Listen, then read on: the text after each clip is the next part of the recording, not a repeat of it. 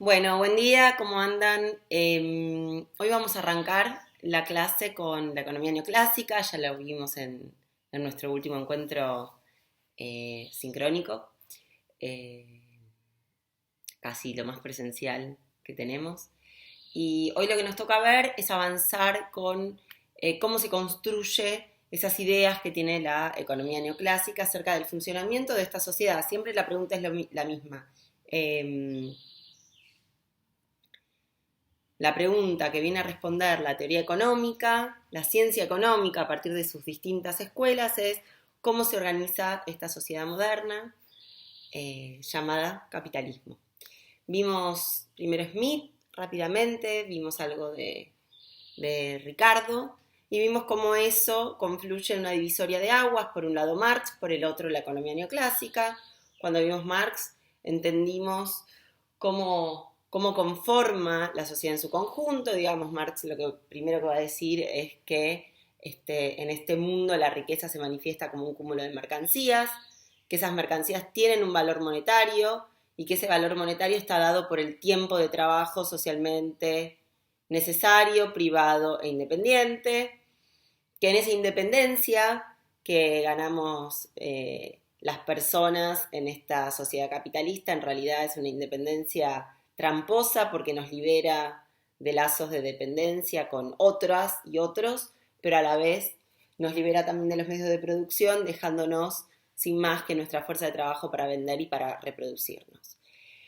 Y que en esa venta de la fuerza de trabajo justamente es que surge en esa compraventa de fuerza de trabajo por su valor, habíamos dicho, que es lo que se manifiesta como el salario, surge un diferencial, un excedente que se llama plusvalor y que da origen a la ganancia. Y que esa es la conformación de la sociedad en base a eso, que genera además una profunda contradicción económica y a la vez política, porque cuando uno gana más, el otro, la otra gana menos, y que entonces evidentemente eso tensa, más allá de la cuestión conceptual fundante, y es que si todo el valor es originado por el trabajo y hay una parte que se queda del capitalista, ahí ya estamos en un contrapunto eh, prácticamente insalvable. Decíamos que la otra divisoria de aguas es la teoría neoclásica. Esta teoría neoclásica que tiene su primera revolución, lo que se llama la revolución marginalista en la década del 70, de 1870, y que es luego en 1890 cuando Alfred Marshall conforma lo que se llama la economía neoclásica, intentando tomar algunos elementos de la economía política clásica. Por eso se llama neoclásica. Neo viene la parte nueva, el neo responde a estos aportes de la revolución marginalista en la década del 70 y la parte clásica es una reversión de Ricardo. A ver cómo pasa en las teorías económicas, pero en las teorías en general, no solo en la teoría económica, estos dicen retomar a Ricardo. Pero otros también leen a Ricardo y lo leen distinto, ¿no? Es como si yo digo algo, seguramente digo algo en esta clase, en este video, probablemente cada uno y cada una de ustedes me reproduzca de una manera distinta. Bueno, algo parecido pasa con la ciencia. Ricardo escribió una cantidad de cosas, Marx toma algunas y la teoría neoclásica toma otras o las toma de una manera distinta, ¿sí? Entonces, cuando se conforma la teoría económica neoclásica, es un poco una conjunción de eso nuevo más eso clásico que venía de principio del siglo XIX, 1817, cuando Ricardo publica su libro titulado Principios de Economía y Tributación. Decíamos entonces que nos vamos a adentrar en la economía neoclásica, ya nosotros nos metimos la vez pasada. ¿Cómo? ¿Qué fue lo que dijimos? Bueno, dijimos que para la economía neoclásica el centro de la escena del capitalismo va a estar puesto ¿dónde? En el mercado. Y que en ese mercado, alguien me preguntaba la otra vez qué es el mercado. Bueno, efectivamente, el mercado es esa instancia en la que se reúnen compradores y vendedores, consumidores y productores, si se quiere, casi sinónimamente, para la compraventa de un bien en particular, de un bien o servicio. Con lo cual podemos hablar del mercado en general, pero en realidad lo correcto sería hablar de tantos mercados como bienes y servicios existan. Es decir, el mercado de los vestidos, el mercado de las cremas, el mercado de los lápices, el mercado de los almohadones, ¿sí? Y así con tantas cosas como hubiera.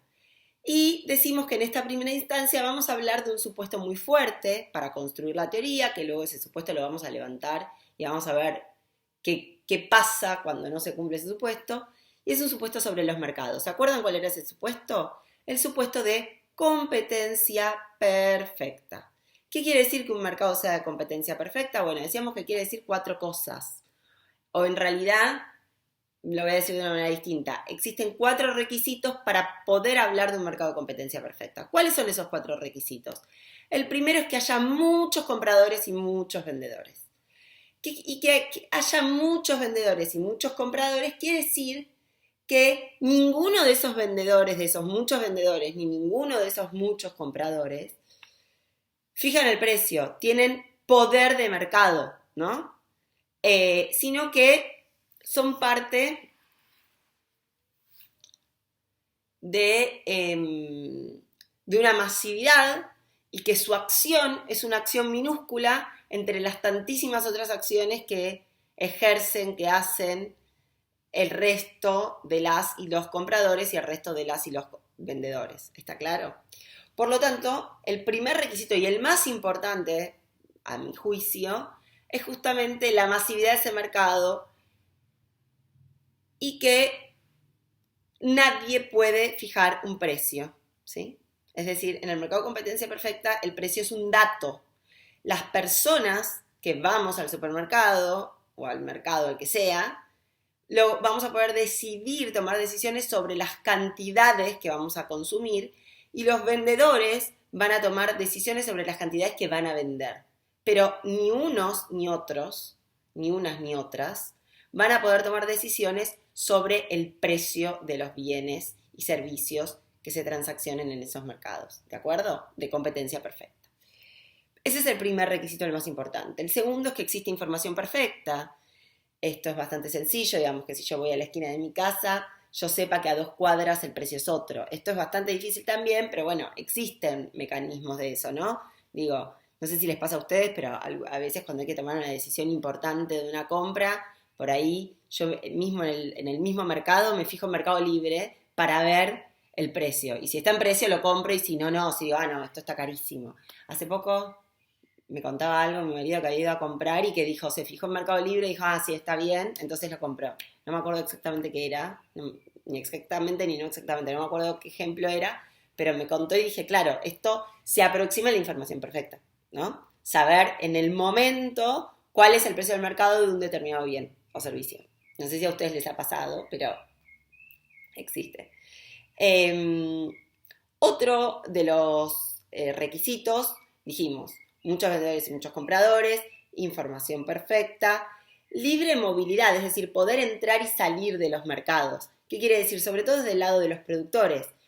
Poder entrar y salir de ese mercado quiere decir que si hay un mercado que no obtengo la suficiente ganancia, me puedo reconvertir en otro, ¿no? Entonces, de repente, si soy productora si tengo una cervecería y las cervecerías en el medio de la pandemia están en picada, porque no pude abrir mi local, ahora sí, pero digamos, hasta la semana pasada no pude abrir mi local, no me está yendo bien, me reconvierto rápidamente en una verdulería. Bueno, eso es parcialmente cierto, no es tan fácil esa reconversión muchas veces, porque quien sabe hacer cerveza y vender cerveza probablemente no tiene ni idea de cómo elegir una palta en buen estado, que no esté suficientemente madura, pero que vaya a madurar y que a la vez esté en precio-calidad, digamos, por decir un ejemplo. El cuarto y último requisito, y esto sí es importante, se habla en la teoría de un mercado estandarizado, es decir, que en ese mercado se venda un mismo producto. Hablamos de un mercado cuando en ese mercado se habla de un mismo producto.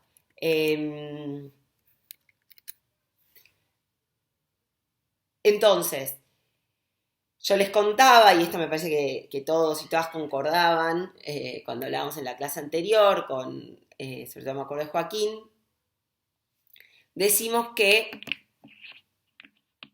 un producto se define como el mismo producto, o al revés, digamos, lo voy a decir de una manera distinta. Los vendedores y las vendedoras, las empresas, permanentemente intentan diferenciar su producto para decir, yo no me voy a regir bajo las leyes de este mercado, bajo los precios de este mercado. Entonces, no es una crema más, es una crema específica que, no sé, te deja muy bien las manos, ¿sí? Entonces, esa particularidad, eso de diferenciar el producto es un intento por salirse de las leyes de mercado. Y entonces dijimos esto, dijimos que los mercados son unos mercados de competencia perfecta, decimos también que hay otro supuesto importante sobre las personas, me voy a poner más acá porque me está dando un reflejo. Decimos que las personas, tanto vendedores como compradores que operan en ese mercado, se rigen bajo un principio que es el principio de costo-beneficio, que los convierte en racionales, ¿no? ¿Qué sería ser racional para la teoría económica neoclásica? Bueno, sería que cada acción que emprendo supone que el costo de emprender esa acción es menor al beneficio, ¿de acuerdo? El costo de emprender esa acción es menor al beneficio. Por lo tanto, eso garantiza que somos actores, individuos, va a hablar de individuos la teoría, individuos racionales, ¿sí? Nuestra acción individual en ese mercado toma una forma de racionalidad en tanto y en cuanto se garantice que la acción que emprendo tiene un costo menor que el beneficio. Bueno, hasta acá llegamos y esto sería la columna vertebral de esta teoría. Ahora tenemos que ver eso cómo se pone de manifiesto en el mercado. Y el mercado entonces va a decir que hay una demanda que constituyen los y las compradoras y una oferta que constituyen las y los vendedores. ¿Dónde nos vamos a centrar nosotros hoy, en este momento, en este preciso momento, en esta clase, en este encuentro? En la demanda. Y vamos a empezar a conformar la idea de la demanda. Muy brevemente, con algunas líneas, con algunos leves conceptos para que entendamos un poco de qué se trata y cómo va esta demanda. ¿Qué supone la teoría? Que quienes demandamos en el mercado miramos varias variables, ¿sí? ¿De qué va a depender la demanda? Digamos, ¿cuánto demandemos de un determinado bien en un determinado mercado? Insisto con esto, no hablemos del mercado en general, sino hablemos de mercados específicos. Supongamos el mercado de la crema para manos, ¿sí? En el mercado de la crema para manos hay un montón de vendedores, pero hay un montón de compradores. ¿Y cómo defino individualmente mi demanda? Bueno, voy a evaluar, por un lado, el precio de esta crema. Entonces voy a ver el dato y voy a decir, a ver cuánto cuesta esta crema. Por otra parte, el gusto, es decir, cuánto me gusta a mí tener crema en las manos. Hay gente que me puede decir, no, a mí me parece un espanto, me queda todo, se me resbalan las manos, me transpiran, qué sé yo, no me gusta la crema, entonces la demanda va a ser cero. Lo mismo con los alfajores de Guaymallén, rellenos de fruta. Digo, a Matías le gusta mucho, entonces su gusto va a ir en vías de eso y su demanda va a estar vinculada a ese gusto. A mí me gustan cero, no me interesa, mi demanda de alfajores Guaymallén relleno de fruta va a ser cero, independientemente del precio. Y después, la demanda de un bien está vinculada a los precios de otros bienes. ¿Cómo es esa relación? Se las cuento, es muy breve y muy fácil. Existe respecto de un bien en particular bienes que le son sustitutos y bienes que le son complementarios. ¿Cuál es un bien sustituto? Bueno, es un bien que si yo consumo uno, no consumo el otro. Es un sustituto. Entonces, yo consumo crema para las manos y un bien sustituto podría ser aceite para las manos, ¿sí? No voy a meterme en las manos aceite corporal y crema de manos, o uno u otro. Este no es el ejemplo típico de los sustitutos. El ejemplo típico de los sustitutos es el té y el café. Lo más probable es que cada mañana, cuando ustedes se levantan, o en medio de, o van a hacer la merienda, no toman té y café, toman té o café. Entonces eso es un bien sustituto. Ahora, ¿cuál es un bien complementario? Voy a dejar de lado por un momento la crema de manos, o supongamos, si fuera la crema de manos, digamos, un sustituto de la crema de manos es la crema de cuerpo, ¿sí? Entonces, me pongo una crema corporal y me pongo una crema de manos porque quiero tener la piel suave y lisa y hidratada. Entonces, probablemente compro esos dos bienes complementariamente. Típico complemento, volviendo al ejemplo del té y el café, es la leche, ¿no? Si yo me tomo un café con leche, el café y la leche son en sí mismos bienes complementarios. Es decir, si yo estoy mirando la demanda del café y estoy pensando en estos términos, ¿cuánto voy a demandar yo de café? Y bueno, esa demanda va a estar dada primero por el precio del café. Si el precio del café es muy alto, probablemente demande menos café. Si el precio del café es bajo, probablemente demande más café. Hay una relación indirecta entre el precio de un bien y la demanda de ese bien. Esto es muy obvio. Segunda cuestión vinculada a esto. Los gustos. ¿Qué tanto me gusta el café? Les voy a contar un secreto. Odio el café, no me gusta el café, no tomo café. Casi no me gustan las infusiones. Algo mucho más terrible es que no me gusta el mate, se los cuento. Así que nada, soy una argentina medio fallada en eso. Muy difícil, ¿no? Porque para la vida social es terrible, es casi peor que no te guste el mate a que no te guste la cerveza. Pero efectivamente no me gusta el mate. Entonces, hay una demanda del café que dependerá del gusto. Volvía a que no me gusta el café. Pero además, cuánto demando de café también va a estar vinculado al precio del sustituto del café, que es el té. Entonces, ¿qué pasa si el precio del té está muy bajo? Si el precio del té está muy bajo, atenta contra la demanda de café. ¿Está claro lo que estoy diciendo? ¿Por qué? Porque si es muy barato el té, yo digo, no voy a tomar café, voy a tomar té, ¿sí? Entonces, demando más té y demando menos café. Cuando analizo la demanda de café, veo que bajó la demanda de café porque aumentó la demanda de un sustituto. ¿Qué pasa con un bien complementario?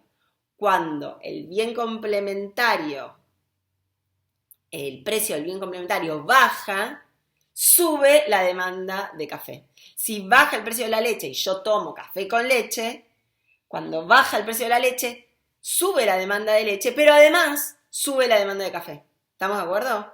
Entonces esos son los elementos con los que yo me voy a regir, y uno que también es obvio es el ingreso. Por supuesto, depende de mi ingreso cuánto yo voy a demandar de un determinado bien, en este caso el ejemplo del café. Y fíjense algo también que es interesante. Cuando Marx no habla de ingresos, Marx habla de salario, habla de ganancia, iba a hablar de renta también, pese a que nosotros no lo vimos, la renta de la tierra que va a parar a los terratenientes. Es decir, que en esa misma retribución a cada uno de las clases sociales ya está hablando de la distinción de clases entre ganancia y salario. Cuando la teoría neoclásica habla de ingreso, no hay ninguna diferenciación. Fíjense, ¿cuánto demando yo, trabajadora de café?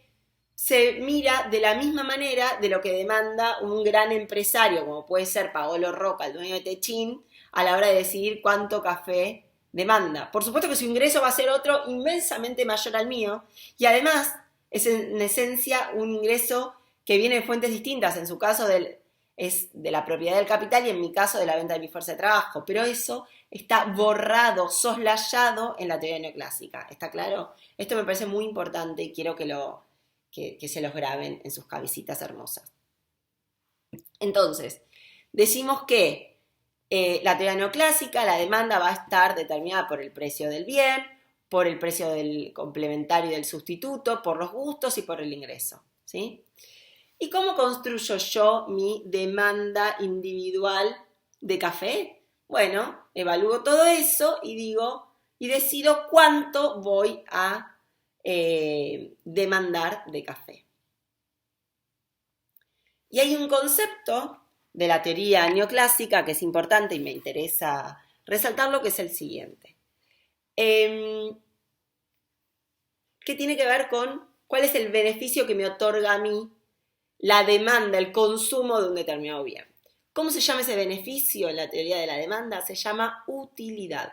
Esta es una palabra que es novedosa para nosotros, por lo menos en esta versión o de esta manera para verlo, y es que cuando consumimos un bien, lo que obtenemos, lo que es el placer de consumir ese bien, saciar esa necesidad, una cantidad de cosas que va a ser englobada por esta palabra que se llama utilidad. ¿Y qué dice la teoría? Dice, bueno, a medida que yo consumo más café, mi utilidad crece. ¿Estamos de acuerdo? Si yo puedo consumir más cápsulas de café, supongamos, la utilidad crece. Ahora, también la teoría dice otra cosa que es bastante interesante. Dice, si bien crece la utilidad a medida que aumentan las demandas consumidas, a medida que aumentan las demandas, sí, a medida que aumenta la demanda, a medida que aumenta el consumo de un determinado bien, la utilidad que me otorga cada bien, cada unidad nueva que yo consumo es cada vez menor. ¿Qué quiere decir esto? Yo estoy muy deseosa de tomarme un café. Es mentira, fake total, porque no me gusta el café, pero no importa, para el ejemplo es válido igual. Estoy muy deseosa de tomarme un café. Me hago una taza de café, me pongo una cápsula. Ese primer café me da una utilidad enorme. Ahora, me quedé con ganas de tomar un café y me dicen, ¿otro café? Bueno, dale. Ese segundo café no me da la misma utilidad que el primer café. Me da utilidad, pero me da menos que la del primer café, ¿sí? De alguna manera, lo que va a decir la teoría es que esa utilidad va decreciendo marginalmente. ¿Qué quiere decir que decrezca marginalmente?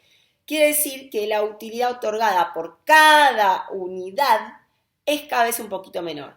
Un típico ejemplo de esto, más obvio y mucho más bestial y brutal, es el de el agua. Supongamos que terminamos de hacer una actividad física, supongamos que terminamos de jugar un partido de fútbol, que terminamos de hacer una maratón, de correr, de lo que sea. Ese primer sorbo de agua cuando estamos muertas y muertos de sed, ¿cuánta utilidad nos da? Infinita, enorme, ¿sí? El segundo sorbo de agua no te da tanta utilidad como el primer sorbo de agua. Y así va decreciendo la utilidad de cada sorbo de agua. ¿Está claro? Eso se llama la ley de la utilidad marginal decreciente. La ley de la utilidad marginal decreciente. A medida que aumenta mi consumo, disminuye la utilidad que se adiciona a la anterior por consumir una unidad más. Esto es un concepto muy sencillo. Hasta acá me parece que no hay mayores problemas. ¿Estamos de acuerdo? Me parece que dentro de todo es un concepto bastante obvio. Incluso lo podemos pensar en la ropa. Supongamos las personas que coleccionan remeras. Una remera más a esa colección de remeras no te va a otorgar una gran utilidad. En cambio, si tenés 5 remeras, te compras una sexta remera y te viene bárbara, porque cuando vienen días de lluvia y lavaste las 5 remeras y no tenés que ponerte, esa sexta remera te da una utilidad enorme. ¿Estamos de acuerdo? Ahora, si tenés 25, probablemente la 26 no te da tanta utilidad como la sexta. Y ni hablar, si tenés 2 remeras, la tercera remera te va a dar muchísima más utilidad. ¿Está claro? Muy bien. Entonces, ¿qué es lo que evalúa? Y acá también viene algo que me acuerdo que Sofía también hizo hincapié y lo señaló de una manera muy, muy, muy buena, muy brillante, es que esta teoría tiene un grado de subjetividad enorme. ¿Por qué? Porque cuánto demando yo de café depende de mi gusto por el café, cuánto demanda alguna o alguno de ustedes de crema de manos va a depender de su vínculo con la hidratación de las manos, y cuánto demando de remeras también va a depender de eso. Con lo cual, la evaluación que se va a hacer es una evaluación individual que va a comparar ¿qué cosa? El costo, ¿no? Porque decíamos que éramos individuos racionales, y bajo este principio de costo-beneficio lo que vamos a evaluar es el costo con el beneficio. ¿Cuál es el costo? Bueno, ese es un costo objetivo, es el precio, ¿no? En un mercado de competencia perfecta es el precio dado por el mercado, y yo, que soy una consumidora muy pequeñita en ese mercado enorme de muchas vendedoras y muchas compradoras, mi decisión de cuánto yo consumo de cuánto consumo de un determinado bien no altera, no modifica nada. Por lo tanto,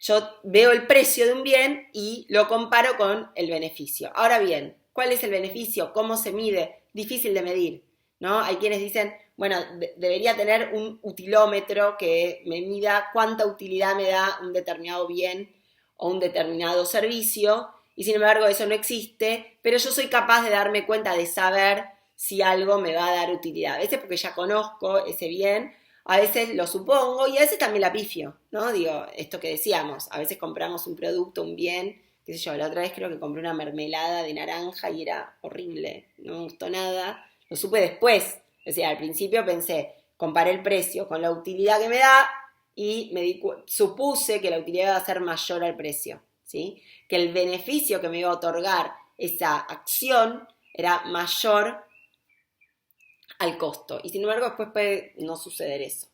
Entonces, ordenemos un poco. ¿Qué dice la demanda? En principio lo que dice es que a medida que los precios suben, la demanda es menor, ¿no? Esta relación inversa entre demanda y precio. Esto es obvio. Luego dice que para yo aumentar, digamos, que la utilidad que obtengo por cada unidad demandada tiende a decrecer a medida que aumenta la cantidad que demando. Y esto, creo que Luciana hizo un comentario en la clase sobre esto que decía ahora.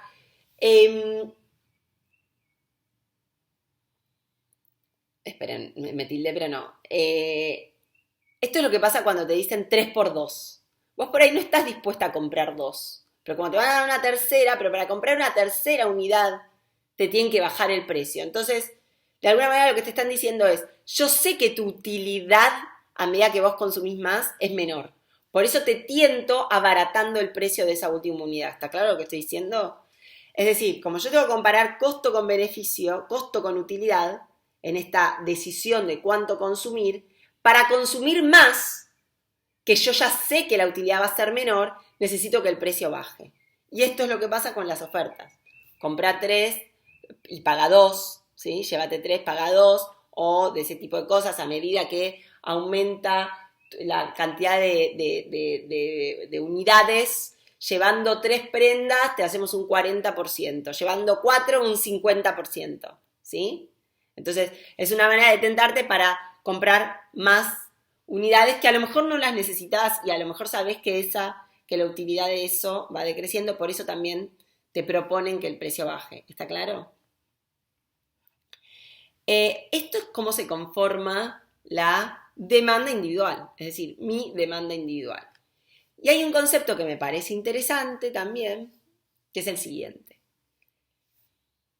Yo por una primera unidad de algo, de café, estoy dispuesta a pagar 100 pesos por la primera caja de café.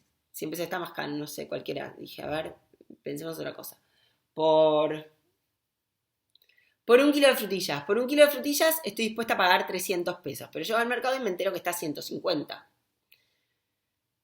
Hay una suerte de lo que llama la teoría excedente del consumidor. ¿Qué quiere decir el excedente del consumidor? Quiere decir que estoy dispuesta a pagar 300, pero me costó 150. Esa diferencia de 150 pesos es una suerte de excedente. Ahora, por el segundo kilo de frutillas no estoy dispuesta a pagar 300 pesos. ¿Por qué? Porque ya me da menos utilidad. Estoy dispuesta a pagar 250, ¿sí? ¿Y a cuánto está? Está a 150. ¿Compro? Sí, compro. Mi excedente ya no es tan grande como antes, que era 150, ahora es 100. Un tercer kilo de frutillas, estoy dispuesta a pagar 200 pesos y cuesta 50. ¿Cuánto es el excedente? 50 pesos. Estoy dispuesta a comprarlo, pero ya no obtengo tanto excedente del consumidor como con el primer kilo de frutillas y el segundo. ¿Por qué? Porque la utilidad marginal va decreciendo, porque cuando mi tercer kilo de frutillas, es decir, si 3 días seguidos como de postre frutillas, ya la utilidad no es tanta. El cuarto kilo de frutillas, estoy dispuesta a pagar 150, en el mercado está 150, lo compro. Pero el quinto kilo de frutillas, estoy dispuesta a pagar 100 pesos y cuesta 150, ¿lo compro? No. ¿Qué va a decir la teoría? ¿Cuándo maximizo la utilidad? Maximizo la utilidad cuando el precio del bien es igual a la utilidad marginal que obtengo por esa última unidad consumida. Esto no se vuelvan locos, ¿no? Pensémoslo bien conceptual. Yo voy a estar dispuesta a pagar, a comprar un bien, hasta tanto lo que obtengo por ese bien sea igual o mayor a lo que me cuesta, ¿sí?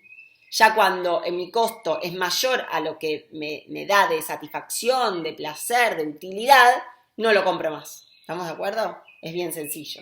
Es decir, hay una evaluación que ustedes dicen, no, ya no voy a destinar más plata a comprar, qué sé yo, libros porque ya no me da tanta utilidad, ¿de acuerdo? Entonces, esto es siempre y cuando seamos racionales. Alguien me puede decir, no, yo colecciono libros y ya no existe esa racionalidad, ¿no? Porque ya la colección de libros quizás no genera esa utilidad marginal decreciente a medida que tengo un libro más, ¿sí? Sino si yo quiero tener, no sé, toda la colección de la literatura argentina de los años 50, quizá hasta tenerla entera eso me da más utilidad que tener pocos libros, digamos, ¿no? Ahí no entra la cuestión de la racionalidad. ¿Vamos bien hasta acá? Espero que sí. No los veo. Tuve un episodio medio feo y acá tengo un moretón y me duele. Un robo terrible. Pero bueno, se los cuento en otro momento. Eso fue el viernes, que yo les quería mandar la clase. Entraron a mi casa y me maniataron. Bueno, horror. Se los cuento para que se vayan entreteniendo, porque así abren los ojos. Y ahora volvemos a la economía neoclásica y se las dejo picando. Y después quienes lo sepan quiere decir que vieron el video. Y me preguntan qué me pasó y cómo estoy. Estoy toda moretoneada, no sé si se ve. Tengo todo el brazo... No se ve, me parece porque hay mucho reflejo acá. ¿Ven? Y acá también. Bueno. Entonces, hablábamos de la ley de la demanda, de cómo se comporta la demanda, de cómo nos comportamos las y los consumidores al momento de demandar. Y nos comportamos de esta manera, racional supuestamente, en base al principio de costo-beneficio, comparando el costo, que es el precio de un bien, con la utilidad, sabiendo que esa utilidad crece a medida que consumo más, pero crece lentamente. Y que crezca lentamente quiere decir que en realidad marginalmente decrece. Que la utilidad otorgada por cada bien y servicio, por cada unidad nueva de un determinado bien, va cayendo, ¿sí? La utilidad que me da el sexto café no es lo mismo que la utilidad que me da el primero. La utilidad que me da el quinto kilo de frutillas no es la misma utilidad que me da el primer kilo de frutillas. La utilidad que me da el primer sorbo de agua no es igual que la utilidad que me da el séptimo sorbo de agua. Otro ejemplo que se me ocurre, después de mi episodio feo el viernes, el sábado me fui a comer pizza y a tomar cerveza. La primera porción de pizza no te da la misma utilidad que la cuarta. Cuando estás esperando la pizza y decís, quiero que me haga la pizza, quiero que me haga la pizza, y te manducás esa primera porción de pizza, eso es la gloria. ¿Estamos de acuerdo? Si estás muerta de hambre, suponete, ¿no? Te da muchísima utilidad. Ahora, la segunda porción de pizza no te da tanta utilidad como la primera. Y la tercera no te da tanta utilidad como la segunda. Y la cuarta ya la dudaste, te dicen, che, ¿querés? Y estás como, un poco quiero, un poco no, sé que está rica, pero me va a doler la panza, ¿no? No tengo ganas de engordar, o sea, no tengo ganas de llegar a la cuarta, ¿no? Empezás en esa. ¿Estamos de acuerdo? Digo, hay algo donde esa utilidad va decreciendo. Eso se llama utilidad marginal decreciente. Decimos además que existe un concepto que es algo así como el excedente del consumidor, que es la diferencia entre lo que me otorga entre el beneficio que me da ese consumo y lo que efectivamente me costó. ¿Estamos de acuerdo? La utilidad que me da y lo que estaría dispuesto a pagar por eso y lo que efectivamente pago, ¿no? Que es el mismo precio. ¿Hasta cuánto consumo de un determinado bien? Y hasta que la utilidad marginal ya es cero, ¿sí? Cuando ya la diferencia, el beneficio entre el costo y lo que me otorga es nulo, en realidad cuando la utilidad marginal es igual al precio, ya quiere decir que no obtengo, no aumenté mi utilidad, ¿sí? Con lo cual dejo de consumir en ese momento, ¿sí? ¿Qué quiere decir ser una consumidora o un consumidor racional? Quiere decir que cuando determinamos nuestra canasta de consumo, tenemos un ingreso y tenemos que decidir en qué consumir. En el alquiler del departamento, en bebidas, en salidas, en comida, en ropa. Tenemos que, de alguna manera, equilibrar el placer, la utilidad que obtenemos por cada una de las distintas unidades consumidas. Eso sería ser súper racional. Y profundice un poco más. Eso es muy difícil de lograr, pero de repente nos damos cuenta que si estamos en el supermercado y llenamos el changuito de chocolate, no es ser muy racional, porque en el medio decís, no voy a gastar toda la guita en comprar chocolate, voy a comprar otras cosas para equilibrar mi consumo y mi utilidad, la utilidad que obtengo por cada uno de esos bienes y servicios. Puede ser, fíjense, esto pasa, a ver si ustedes les pasa. Hay veces que compramos algo que es muy, muy caro, pero ¿por qué compramos algo que es muy, muy caro? Porque se supone que por eso muy caro obtenemos mucha utilidad. Y a veces compramos algo muy barato que obtenemos poca utilidad, pero en definitiva la relación es más o menos pareja entre algo muy barato con poca utilidad y algo muy caro con mucha utilidad. ¿Estamos de acuerdo? ¿Sí?